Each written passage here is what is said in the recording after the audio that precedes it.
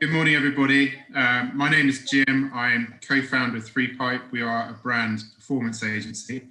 Welcome to our webinar this morning about how personal care and cosmetic brands can win on Amazon. The pandemic has seen a huge shift in how consumers not only interact with brands, but also the disruption it has caused across retail channels, which are crucial for brand discovery and for purchase. We all know that Amazon has enjoyed a hugely successful year from a sales perspective, and particularly so in this sector. I'm joined today by 3 Amazon direct-to-consumer and marketplace experts that will share with you how to develop winning strategies across the UK and international markets. Firstly, we have Emily Bidder, Senior Online Brand Activation Manager for PZ Cussons.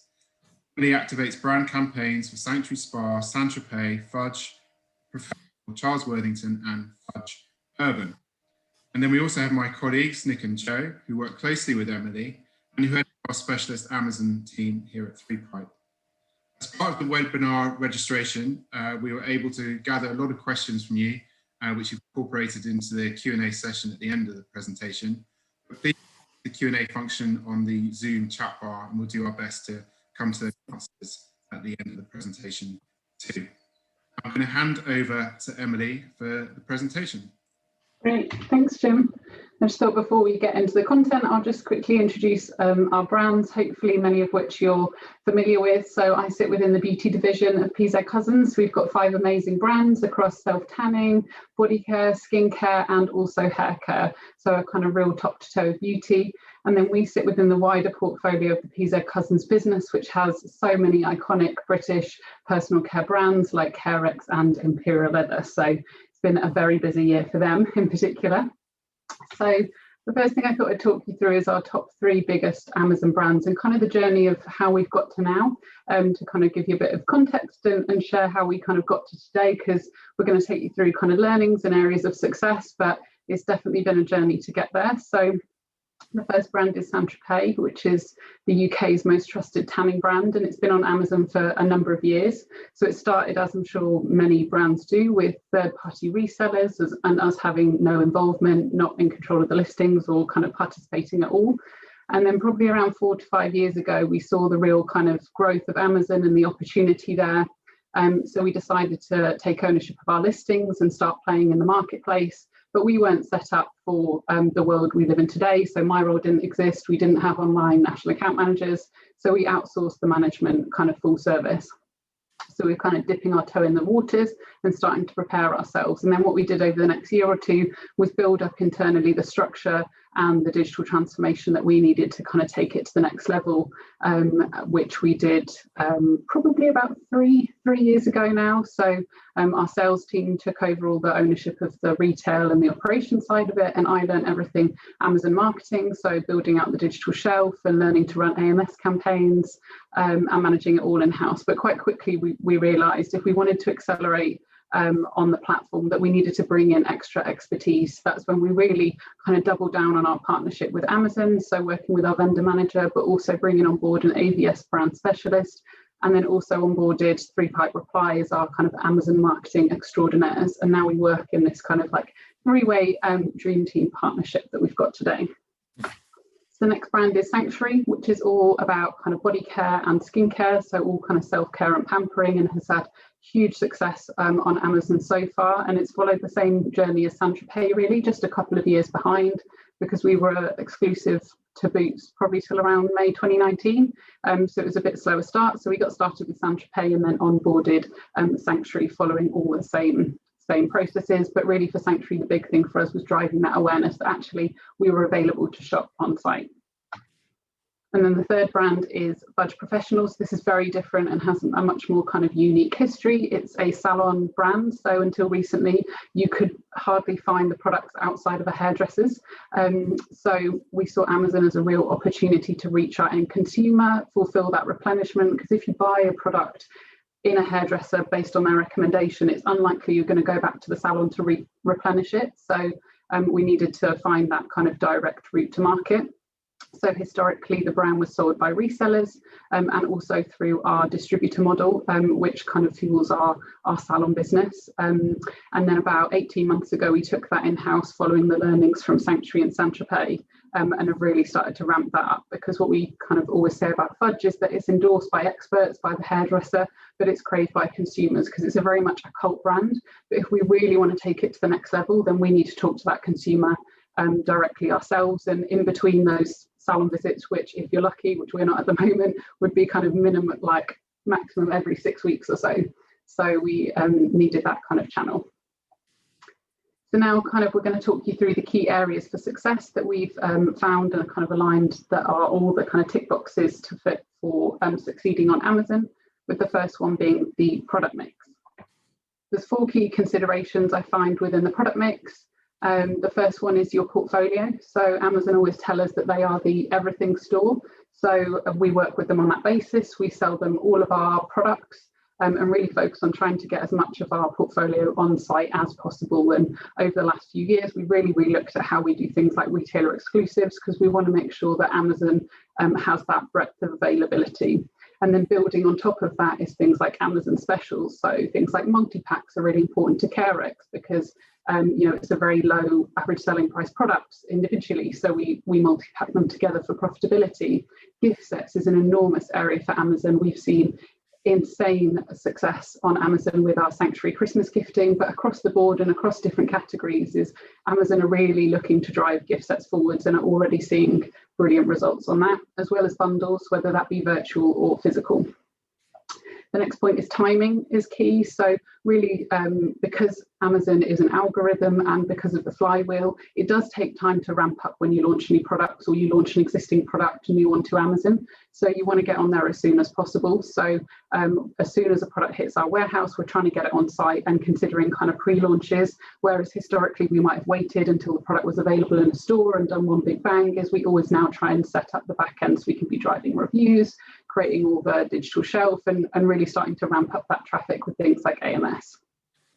The next point is careful distribution, which is actually kind of probably one of the biggest learning curves, is being like an Amazon marketing manager or a sales manager.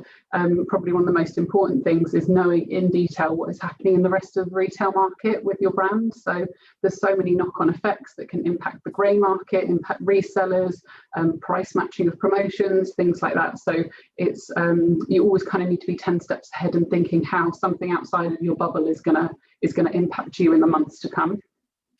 And then the final point on this one is about seeking out new bestsellers. I think when I started on Amazon, I thought probably the bestsellers are going to be what they are in Boots or on Look Fantastic, but they're completely different. It's a very unique marketplace. And we've now learned, as we've launched each brand, that you kind of put all your products on there, test and learn and see what are the formats and the products that stick, because it is usually really surprising and it's very hard to predict. So I'll hand over to Jo. Hello. So the second area for success on Amazon is really around understanding the market.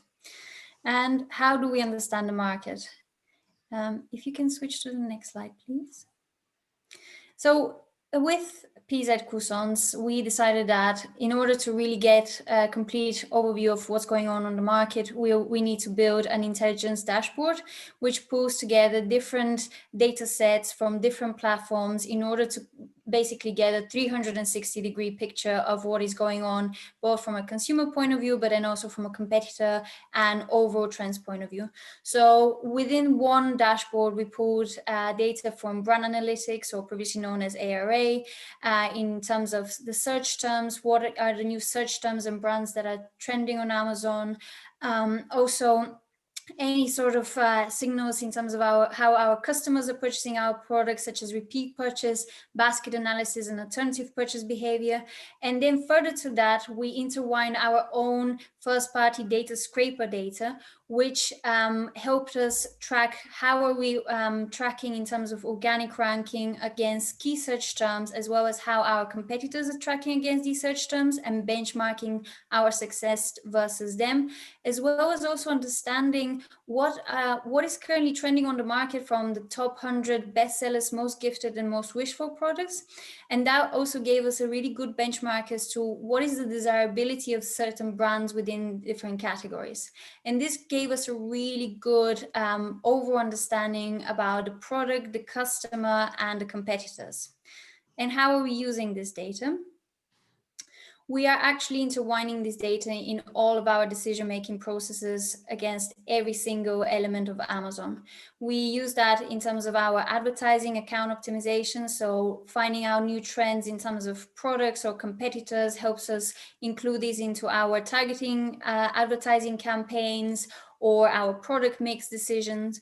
We also use this data to understand any consumer behavior trends. So any sort of new product features that customers are searching for, any new products, and that also feeds into our new product development cycle. So that really helps us understand, okay, what are the next things that customers are searching for? It helps us refine our strategy continuously, from which products we are going to push more and which products we're going to deprioritize, to how we're going to tackle our brand versus generic strategy from an AMS perspective. And then finally, it just helps us understand better our own customer. How do they find our products? What are the key things they're searching for and converting them when they are looking for our products, and how we can upsell more products to them across our portfolio. And actually, these are some really key, interesting examples of the insights that we found over the last 3 months within different categories. For example, within the skincare category, we can see that face care is really trending and is purchased more than ever before. So actually, that helped us prioritize our face care portfolio as a result of the lockdowns and well, the current environment. People are looking for pampering and helping with their sleep and relaxation. So actually, a lot of people are searching for everything from sleep mist to candles. So this is another area in which we are focusing. And in terms of our Fudge Pro and Fudge Urban products, we actually found out that customers more and more are searching for curl-related products. So that helps us prioritize certain products and really push them through advertising and optimization. The next area in which we really focus when we start working with any brand and with PZ Cussons is around catalog optimization. And why is catalog optimization important? Well, firstly, because when it comes to the Amazon algorithm, the ASIN, Amazon considers the keyword richness and the content richness and the product listings keyword indexation when it decides how to rank a certain product against a specific search keyword. And why is this important? Because actually we have found out that in terms of the overall traffic, 80% of overall traffic for a given search term goes to the results on page 1. And further to that, 62% of all clicks go into those top 3 products in terms of the ranking. And that just highlights how important it is to rank on page 1 and to be even on that sort of upper fold of the page in order to make sure you don't lose traffic and therefore sales. The second area why it's really important to make sure you optimize your product listings is because of the customers. And the Amazon customer is actually quite special in a way, because they are very much a customer that are looking to be informed and educated and to have a really good understanding of products and product comparison. And this is why it is so important when you build your product listing, you include all the possible benefits, all the possible uses of the products, to include all the specific search terms that customers are searching for within the title, and also to test a lot when it comes to different product imagery and videos to make sure that actually your product is as clear and as well sellable to the customer in sort of the first glance, so that actually your conversion rates increase. And within this, also a specific highlight in the last year or so has become the A+ content, which more and more customers are turning to in order to make their final decision between different products. And now I'll hand over to Nick, who's going to run through the brand stuff. Thanks, Joe. So I think over the last 12 months, we'd say that the biggest shift on Amazon would be towards the brand store itself. Over the last 12 months, we've seen that Amazon have made the brand store a lot more discoverable. They've launched a lot of new ad formats around the brand store, so we're able to drive new customers to the brand store and measure the impact of the brand store itself. And it's really an area that I guess brands can differentiate from regular sellers, brand owners to help to build the trust and to engage their existing customers and new customers. And we approach the brand store like we approach everything else, really. I know Joe and Emily have touched on this, but we take a really data-driven approach. We feel like this is a kind of an evolving asset that you'll have on Amazon. And what we look at, just like with the products, we look at how consumers are actually searching for your different products. What are the key trends on there, so we can mirror the consumer intent on the brand store. We always want to ensure that the structure drives a good journey from understanding what the brand is about, engaging with the brand, and also highlighting some of the key products, some of the new launches on there. And I guess the opportunity with the data is to look at potential opportunity or potential different ways of merchandising your products, and to build it as a solid asset on Amazon to drive new sales. We're always testing the brand store, and we're always testing what works, what doesn't, because the consumer patterns are continually changing on Amazon, and it's important to continue to change with that.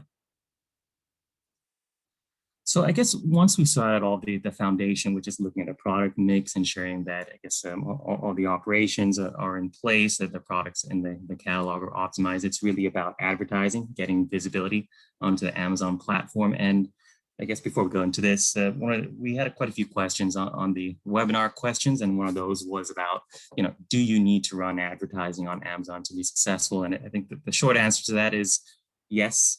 Yes, you do. I know that with the strength of the brand, you can, if your brand does have some equity and you launch on Amazon without advertising, you're able to generate some sales, but which is where we get into this stat, which is probably the most important stat you read on Amazon. It tells you a lot about the platform and the consumers on there, is that 80% of Amazon shoppers use Amazon to discover new brands, which means that 80% of consumers are not yet decided. They are trying to discover new products, and they're reading the reviews, they're looking at the content that you have on there. And this is what we have to play for with the catalog optimization, and also with the advertising to reach these consumers with the right message and the right product based on where they're at in their consumer journey.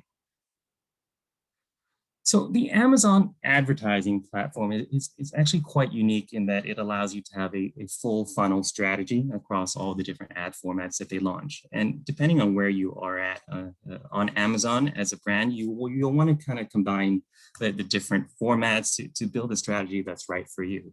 And for example, if you're launching new products or a new brand, you probably want to generate a lot more awareness. You want to look at some ad formats around this from product display. And if you want to scale that, you want to look at DSPs where you're getting your product out to potential new customers. If you're probably more established, I suppose you'll want to be more focused on elements, but also keep in mind the awareness so that you are generating incremental growth over time, where in which case you'll be looking at sponsored products and the sponsored brands, and even some of the sponsored brand video ads. But all these formats should be used together at any given time based on your growth strategy on the platform. And the Amazon targeting, I know if anybody on the platforms use other platforms, a lot of it is quite similar to the other platforms. So we've separated out just to pinpoint some of the more interesting elements on there. So on the DSP side, you can actually target by device, you can target by demographic and lifestyle, you can look at more behavioral and contextual targeting, or people that are in market and recently in the categories that you're operating in. We can also use the DSP activity to retarget the people that have shown interest in the brand and generate the lower funnel conversions. On the AMS side, I know like with Google, you can do your keyword targeting, you can look at your audience and interest and behavioral targeting, but I guess the two areas that are really special to Amazon is the product and category targeting, whereby you can actually select competitor products, you can select similar products on the platform and specifically target them on their product pages to generate awareness for your brand. I think on Amazon, one of the key things that we do also is to look at complementary products. So if you're buying product A, product B is a good match, we start to test that as well. But the product targeting is actually a big part of what we do, and we're finding a lot of success by going down this route. Category targeting allows you to select targeting, select different categories you operate in and show your ads to drive more awareness of your products in those categories. But you combine all of this together and you have a pretty solid strategy for targeting different consumers, based on where they're at in the consumer journey with all the different targeting options. And I guess, as the different categories get more competitive that we operate in, I guess, when you set up the advertising on Amazon, you look at the different formats, it does work quite well. But from our perspective as an agency, I guess we're always looking to have an edge. We're taking the advertising to the next level. And from our experience, a few key areas that we really focus on.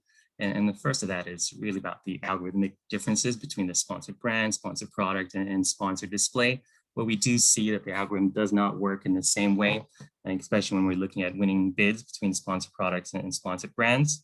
We're seeing that it's actually a little bit easier with sponsored brands. We're getting lower CPCs, and we're actually driving a lot of engagement through that ad format. But it's continually testing, and sometimes different formats work better for you at different times. Amazon as a platform is designed to sell products. So their algorithms are really focused on products that are having a lot of engagement, that are having high sales velocity, and that impacts us as well when we are selecting products, when we're actually advertising those products. So it's really important to monitor that, to monitor what the algorithm is selecting to ensure that the full portfolio gets the visibility that it deserves, to better understand what works and what doesn't work on Amazon. In terms of the traffic and driving, I know this is probably a very common question that we get as well, in that do we need to drive traffic from off Amazon to Amazon because everything is already on the platform? The reality about that, though, is that Joe touched on the A10 algorithm, but it is also important to drive traffic from off Amazon onto Amazon, especially on a product page level, because it helps with the organic algorithm. So if your product is getting a lot of traffic off Amazon, you can actually get the benefits of that in the search results from an organic perspective.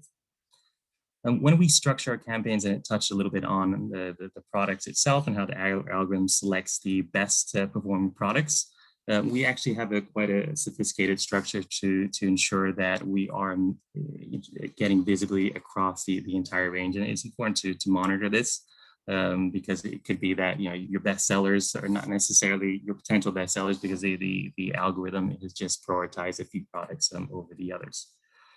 And when we get even more advanced onto the sponsored products advertising, we're starting to look at the positioning of the sponsored product ads. We're looking at whether we're getting more efficiency to be in the first position, the second and third or fourth position, and we're optimizing towards that as well. But I guess the reality of more of the advanced advertising on Amazon is that you probably need some technology to help you scale this. And as an agency, we have developed a lot of our own tech to manage all these different aspects of Amazon advertising. I'll hand back over to Emily. Okay. Now we're going to go into retail and operations. So the first area that I wanted to talk about here was, of course, the flywheel. You can't have an Amazon webinar without talking about the flywheel 10,000 times. But I think it is so important, and the algorithm that Nick and Joe have talked about is absolutely critical to success on Amazon. And I think when I started on Amazon, I thought, the flywheel is a great kind of business diagram and concept and idea. But really what I've learned over the last few years is just how much you need to kind of bow down to the flywheel and the algorithm and do everything to tick all the boxes that it's looking for, because it is ultimately this big computer algorithm that is looking for particular things. So if you can find what makes it tick, then you can really ramp up sales quite quickly. And one of the biggest things we found that impacts the flywheel is stock availability. So this graph on screen visualizes one of our ASINs and how that was growing kind of week to week, and how we were managing to ramp up through all these measures that we've talked about, managing to ramp up that momentum, build that snowball, and really drive sales. And then what happens when you fall out of stock? So in a normal kind of retail environment, particularly like a physical store, if you go out of stock, your product disappears from the shelf, and yet the consumers aren't able to buy it at that time, so you're losing sales. But as soon as you refill the shelf, then people start shopping again, and you find that you pretty much pick back up at the rate of sale where you were before. Whereas that's the real difference on Amazon, is it is this algorithm. When you go out of stock, your kind of vendor or seller reputation is almost tarnished within the algorithm because they think you're unreliable, and your ASINs have been likely suppressed, so they're falling down the organic rankings at a rate of knots. And then once you come back into stock, you need to start building that back up again. So you can see on the screen kind of on the far right is when we came back into stock, we didn't quite go back to square one, but we were still a long way behind where we'd seen successes and the unit sales previously before that out of stock period. So it is very detrimental, and it's something we manage really closely.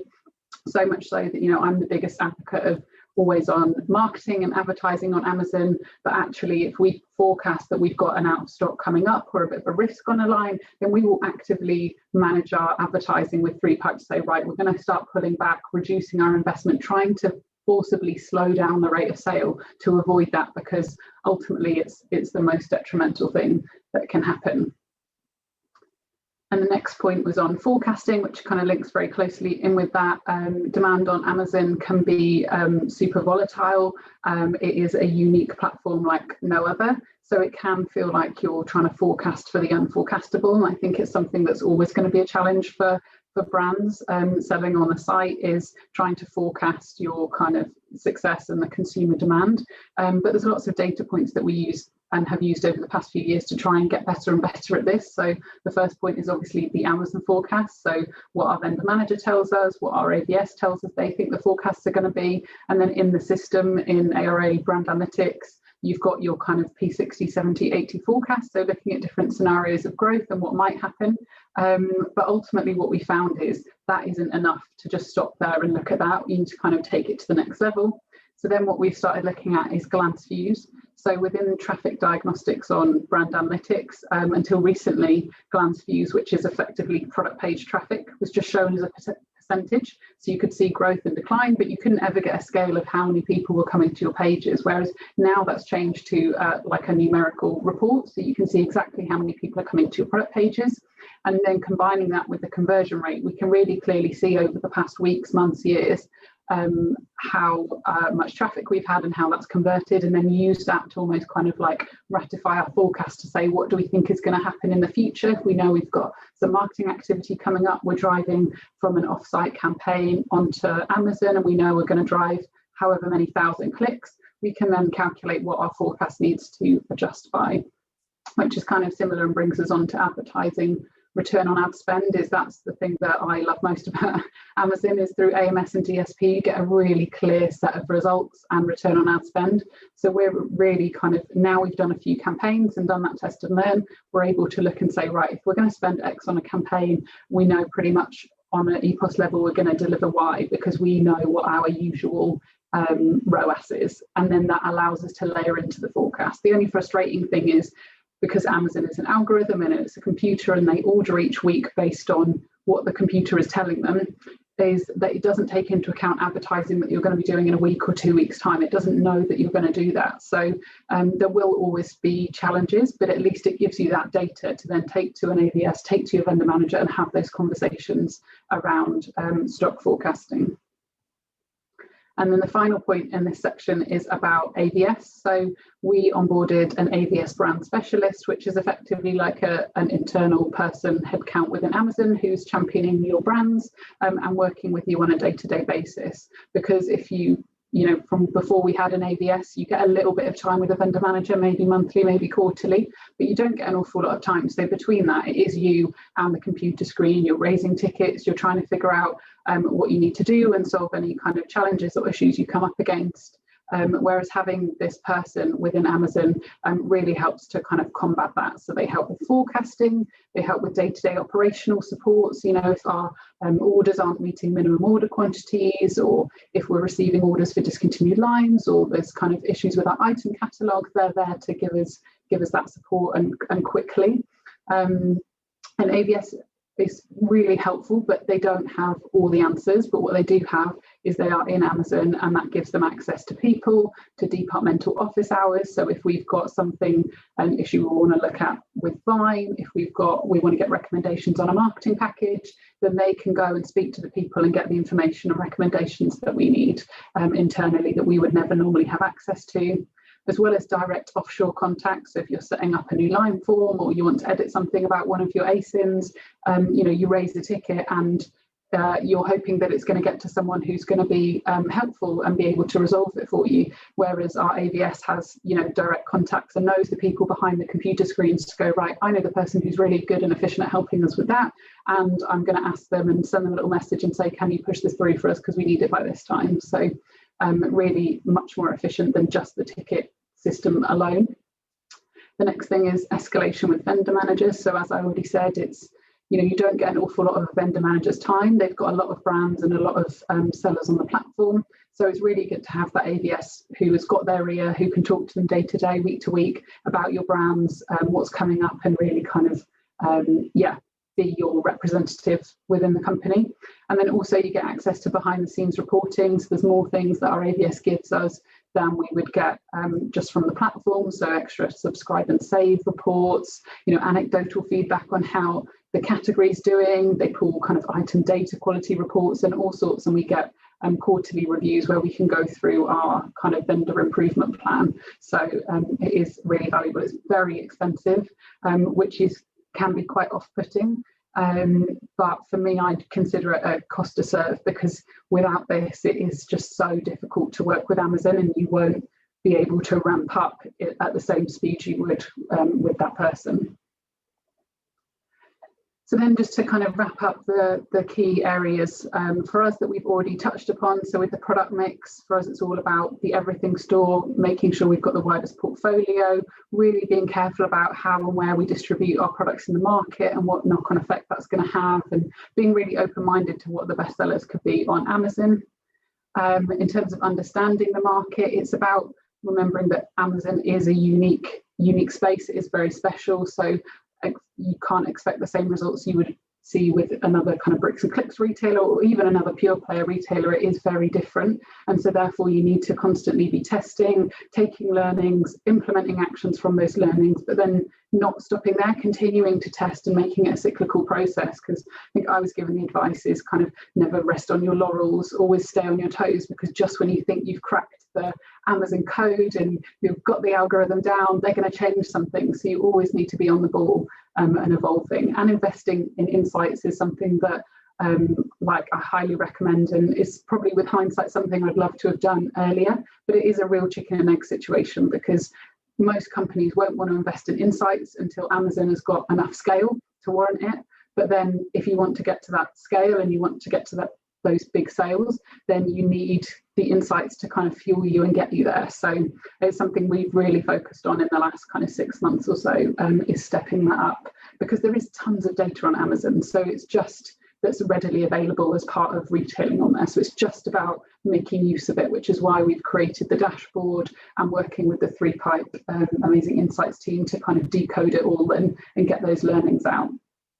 Then with the catalogue, for us, really, it's about kind of bespoke assets. We can't lift what I do on Boots.com and Sainsbury's and Sephora. You can't just lift, or you shouldn't just lift and put that onto Amazon. Like Joe said, it's all about that education over inspiration. So I always think of Amazon as a catalogue rather than a shop window. People want that detail and that information. So we create things just for Amazon, ingredient spotlights, roundels, infographics, comparison charts, like even scale images to show how big or small our Christmas gifts are. Things like that are really, really important. And then also for me is remembering that the digital shelf is never done. We're always learning new things, and we update our item kind of detail pages and our brand store like pretty much daily. It's a non-stop project. So really always continuing to work on that. And then that marketing and advertising, as I've already touched on, always on is the biggest thing for me with advertising. You need to keep moving forward, because if you pause your spend, then you start rolling backwards in the algorithm. And the more weeks and months that you advertise for, you gain efficiency over time. So you need to expect that it might take a few months to get going, but then you're going to get to a really good point of kind of return on ad spend, and that is only going to continue to grow with that momentum. So doing those kind of early days testing where we prove the concept of, if we invest this is what we can get back on different products and different brands, that really gave me the information I needed to go to my finance team, to go to my senior leadership team and say, if we invest this in Amazon and we work this way, this is what we're going to get back, which is how we've managed to scale. It's a constant process of kind of business cases and scaling it up, proving all the time that it works. But then no matter how big and successful we get, is making sure we're always flexible, depending on the demand and the results that we're seeing on the platform. So we don't always keep spending as we're following the trends of what's happening, whether demand's going up or going down. If we see success and see great efficiency with our advertising, we'll continue going. But then if there's quiet periods, we will slightly pull back. So we were very regimented when we first started going, this is the budget for August, this is the budget for September, and that we've completely kind of stepped away from and are now a lot more fluid in the way we work, and that's made us more successful. And then in terms of retail and operations, I think pretty straightforward, never go out of stock. Probably wishful thinking, but it's a good thing to aim for. Have an ABS, and same as product mix really is, it's that 360 retail management and managing what's going on outside of Amazon and how that is going to impact you.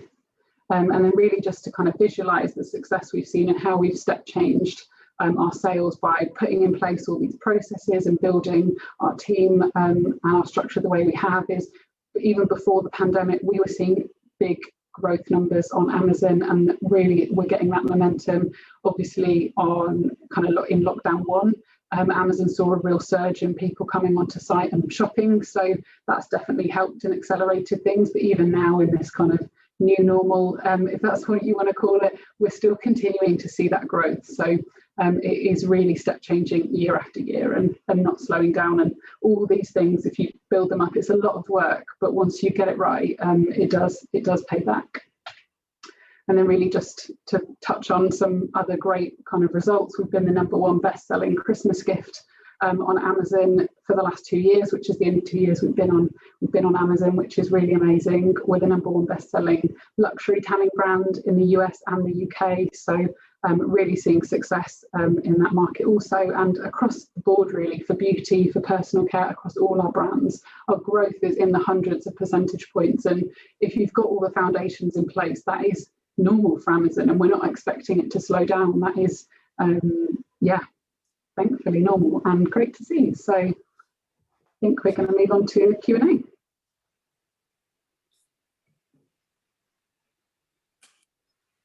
Jim, you're muted.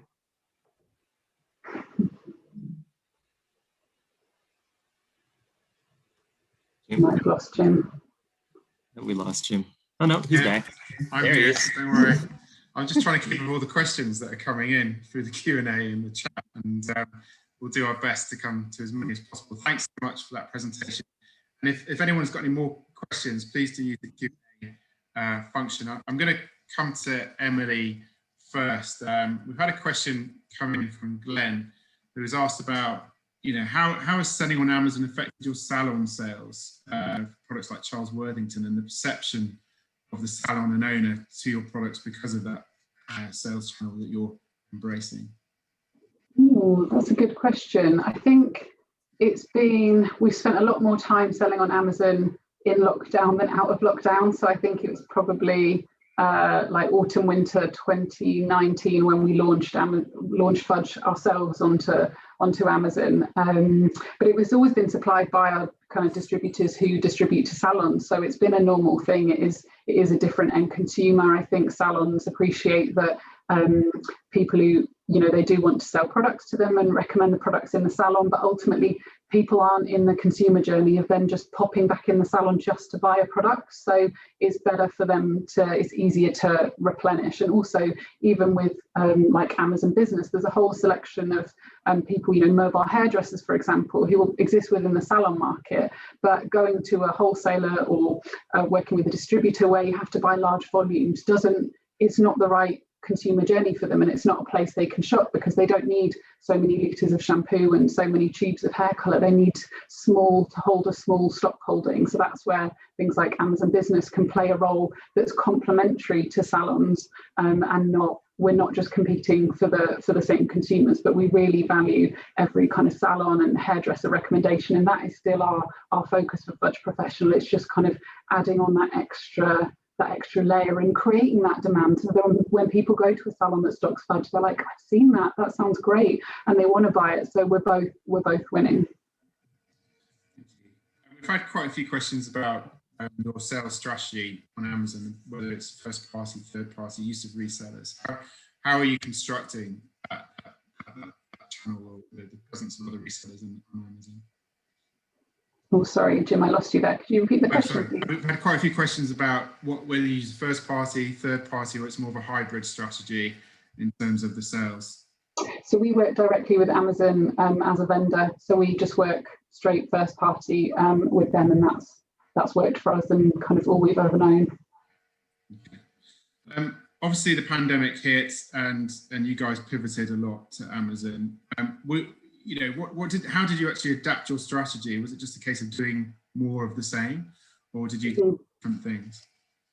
I think really it kind of goes back to that, like, not resting on your laurels kind of lesson. But I think before the pandemic, we were always ready for Amazon to change and to react to that. And then what we've done through reacting to Amazon when consumer behavior and demand shifted is we just applied those same things and just shifted with the consumer using the insights. And that's really what sparked all the work we've done over the past year with 3Pipe is, we were seeking out, okay, what are people searching for today, tomorrow, this week? How is people's habits changing in lockdown? So we really had to kind of, like, to begin with, it was very manually, like, searching for what people are looking for on Amazon and seeking out, okay, people are shopping for at-home hair dyes, let's target them with hair styling products, because once they've coloured it and they feel good, they probably want to style it as well. So really just looking for those opportunities. Quite a few questions in the registration for the event about, I guess, overcoming some of the misconceptions of Amazon, or the struggle to understand how to sell what is effectively a product that you want to touch, smell, feel. I mean, how have you overcome some of those hurdles and trying to sort of get that message across to consumers that actually this is a product that they should purchase, and they can't go into a store and experience it in the normal way they would?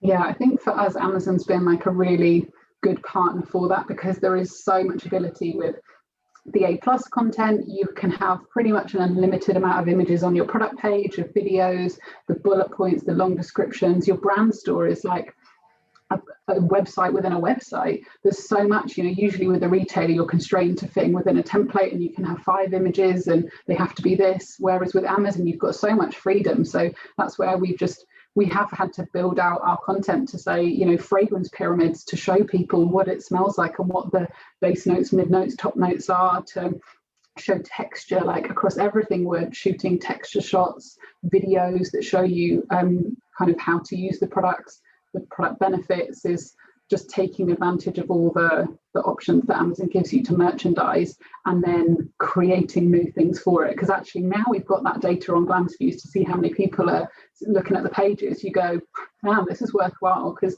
people are in a store and searching online for what information on a product, because they can't get it on the back of a pack. So it then benefits the whole ecosystem. Somebody in a Boots or a Sainsbury's, they are still looking on Amazon to get that information, whether they're going to then buy in store or online, whatever kind of suits them. We've had a question come in from Samantha about, do we have any experience of working with personalities, and I guess more influencers as well, and bringing that into the Amazon platform? Has PZ Cussons had much experience of doing that? Well, we've just launched recently Ashley Graham as our global brand ambassador for Saint Tropez, so that's been really exciting. From my perspective, really, we've got kind of global marketing toolkits of assets we can use, quotes, content that we then bring to life on the platform. And it's so far with Ashley Graham, the results have been outstanding, particularly this early in the season. We launched with her and our new Ultimate Glow Kit in February, and we've seen sales like never before, like summer peaks coming already. So it's worked really well for us. And then I don't look after kind of managing influencers, but what we've done is our teams who work with influencers and create content is we're always making sure we get the rights to use the amazing content that these creators make, so that then we've had like influencer mashup videos on Amazon sponsored brand video, and we utilize their kind of lifestyle UGC content on our product pages, because it's that really important social proof that's kind of like back to the previous question, is convinces people to buy it because they can see it on real people. So we take what we're doing in social and TV and press, and we just bring it to life even more on Amazon to help that conversion. Thank you. Joe, I'm going to come to you now, if that's okay. Right. I've had a question come in, which is about, is Amazon really aimed at bigger brands with bigger margins that are able to drive up the CPC, meaning that small indie brands have limited chance of getting exposure? Yeah, I think there's a common misconception that to be successful on Amazon, you have to be a big brand and you have to have already a lot of brand searches, but actually that is completely not true. Actually, the unique thing about Amazon is that there's so many completely independent brands that succeed just because they completely understand how to work the Amazon algorithm, how to optimize their listings, how to work the advertising to an extent where they satisfy all of the different benefits, all of the different requests that Amazon is asking from brands when they're listing on the platform. It's actually interesting. I think last year we did a little research to see from the top beauty brands, what percentage are sort of independent Amazon specific brands versus sort of established multinationals or just established brands. And I think something like 40% were actually independent brands. So that is from small brands to sort of Chinese imports to everything. But this is again connects back to what we were talking about, the Amazon customer. It isn't it's no more just important how much brand collateral you have already built. Is important to actually be constantly visible, and actually when it comes to the browsing Amazon customer, for you to satisfy that need for information, and that will help you convert even if you don't have all that brand collateral. Well, let's talk about the Amazon shopper now and try to understand, how do they differ from your typical shopper on other marketplace sites or on direct brand sites? Yeah, I think this is very much linked to quite a few points that we touched upon in the presentation, which is very much around the fact that they are quite educated customers. They are there to read the reviews. They're there to read the questions and answers. They're there to read the benefits in the bullet section. So that's why actually having really optimized product content is really essential. They are there to browse. So this is why, for example, what we have seen from advertising point of view is that the sort of the content strip at the bottom of a product listing, where you have sponsored products recommended to the ones you're browsing, is so powerful, because a customer will click on, say, a brand that they know, and then Amazon will suggest them similar products, and then they will continue this browsing journey.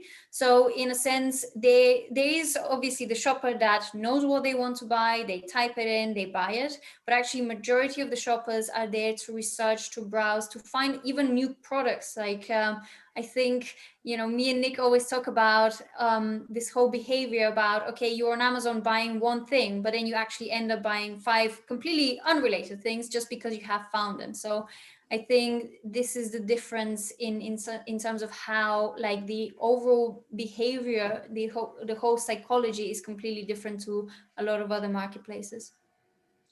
And also, when we're going through the presentation, it seemed like the A10 algorithm has lots of levers to pull. There's lots of things to manage. Can a lot of these activities be managed by tools in the platform itself, or do we have to go outside of Amazon to buy off-the-shelf solutions, or do we need to create bespoke software to help us manage all this? Yeah, that's an interesting question. I think the sort of the need for technology comes with sort of the size and the ambition of each and every individual brand. I think for completely new brands that are just there to dabble and play around with Amazon and sort of to understand what is possible, I think perhaps in the initial stages, maybe there is a less need for tools, especially when it comes to advertising management tools, because the budget or the campaign requirements will be far smaller. But if we're talking about a brand that is already quite established and has quite a big ambition in terms of growing and investing quite a lot on Amazon, then a sort of an automated tool is absolutely essential, just because in terms of how much you need advertising optimization, so sort of putting down automatic bids, managing your campaign builds, and just getting insight, which is what we talked a lot about. This is just so key in order to actually succeed, just because also right now the market has actually grown quite sophisticated, and we're now at a level playing field where a lot of the big players are using this technology. So you really need to invest as well in order to be competitive within that same playing field. Nick, some questions for you. I guess the perception of Amazon is that you get the cheapest price on Amazon. Mm-hmm. Do you need to compete on price to win? I think to a certain level, the Amazon consumer is price conscious, but I think more and more that we're seeing, I think even over the last 12 months, is that when we do the analysis across the different categories, actually in some categories such as beauty, it's not the cheapest products that are market leaders. So it really depends on which category you're in. And if you're wondering whether you have to compete on price, I think just a simple thing you can do is look at the top 100 bestsellers in that category.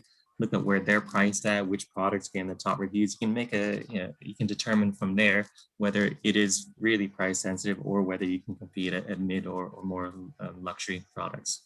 So it's it depends on the category, but the Amazon consumer is a little bit price focused, but some categories they're less so. I know when historically we've onboarded clients onto Amazon and they've been worried of the whole reseller activity happening and price sensitivity and the contractual issues around that. How have we navigated that for some other clients?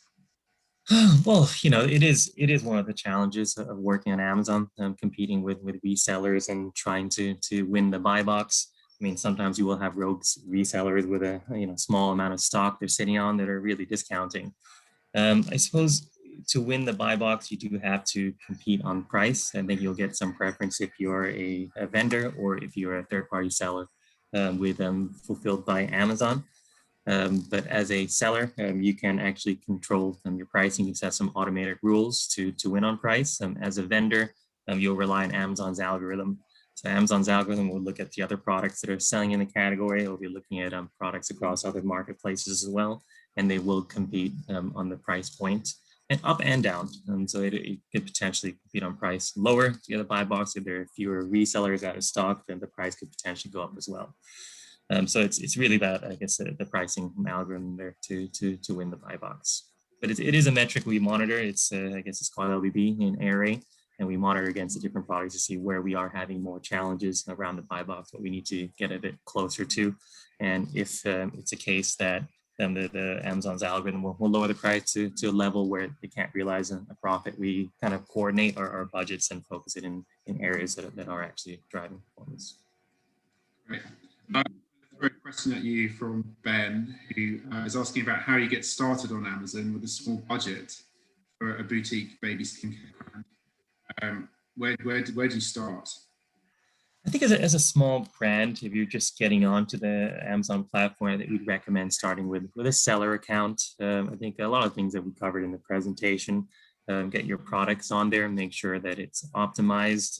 Look at some of the potential promotions coming out throughout the year because they're pretty large. I know we didn't touch on many of them, but at the moment there's there's a spring sale, there's going to be Prime Day in July, there's a few other promotions, back to school, and I guess there's the biggies, which is the Black Friday, Cyber Monday, and the 12 days of gifting. So get onto the platform, look at the different promotional events, because those are the real opportunities to really scale the brand, because that's where you have a huge amount of demand, a lot of consumers on the platform.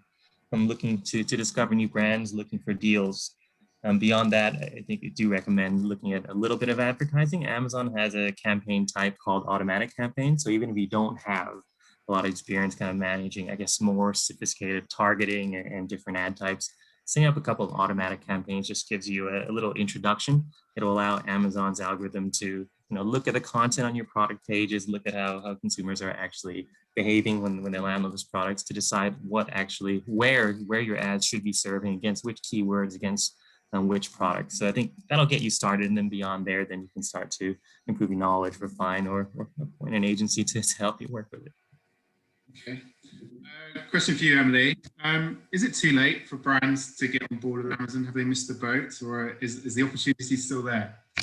No, definitely. I'd say the opportunity is definitely still there. I mean, Amazon has come so far and it feels so big, but it's still got a long way to go. It's far from plateauing, and there's new kind of brands and products coming on every day. So I think if you kind of get those fundamental areas right, then anyone can succeed on Amazon. And kind of going back to one of the previous questions on, like, do you need to be a big brand, small brand, is, yeah, I think you can as a small brand. If you know the principles, there are some big companies who aren't doing all the things we've talked about, and therefore you have an opportunity to take that customer. So yeah, definitely, never too late to get stuck in. I'll come back to Joe, and I'll come back to you, Emily, as well. Joe, there's a lot of buzz in the market at the moment about Amazon Fresh, the rollout of the new stores. There's a lot of uncertainty about what Amazon Fresh is going to look like later this summer.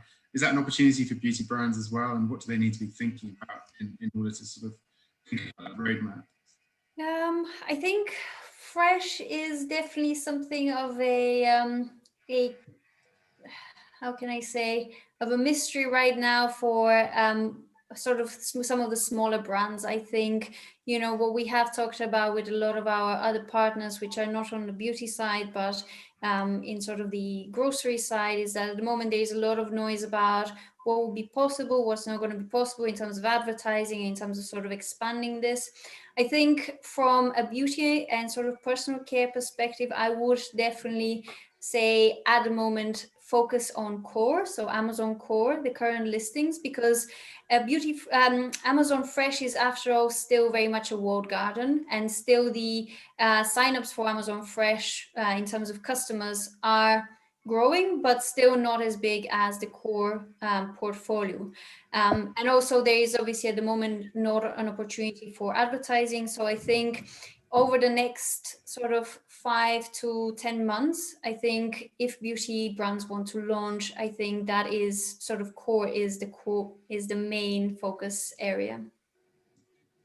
And Emily, I'll come back to you for a sort of final question, really. I mean, where does PZ Cussons go from here in terms of the Amazon business? You've got more products coming through just for Amazon. How seriously is the business taking this? Obviously, retail disruption all around you, but short to medium term, where's it going? Yeah, I think just bigger and better, really. It is a huge focus for the company, and it has been for some time. And obviously this last year has just accelerated that. So I think where we thought we were going to be in 5 years, we're now reconfiguring our plans, because it is growing so much faster than we ever thought. And it's a task of keeping up with it, really. But I think for us, it's focusing on strategic growth. So looking at, okay, we know what works, or we think we know what works, and we've got a lot of learnings and things we're doing right now at the moment with our current portfolio, but then looking into 6 months, a year, 2 years time, and what do we need to do to set ourselves up for success? Because it all is all about that build. So like for Carex, for example, they've been winning in hand sanitizers, but if they weren't thinking and preparing and putting the investment and the work in, like in the last year, as to what's going to be successful next year, then they'd be stupid. You've got to kind of always be one step ahead and looking at how we strategically grow. So taking those opportunities that are on the table now, things like Christmas gifting for us is enormous and a really big part of what we do.